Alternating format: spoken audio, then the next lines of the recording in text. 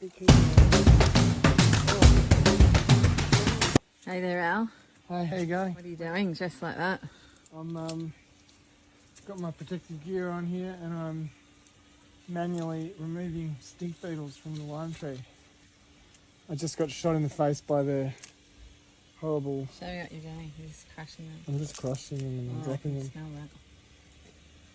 that. I got shot in the face while I was trying to collect a lime from the ground and I decided that's it. You're all... So what other methods you've all have you gotta used? go. Look, there's some.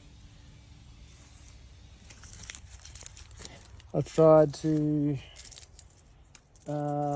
tried just different ways of squashing them from a distance because the spray is so disgusting, but in the end this is just the most efficient way, I think, with gloves on and goggles. Maybe have a shower afterwards because you're going to stink. But it burns your skin, the stuff. The goggles stop you getting in your eyes at least. Yeah, All right. Thanks. it's okay.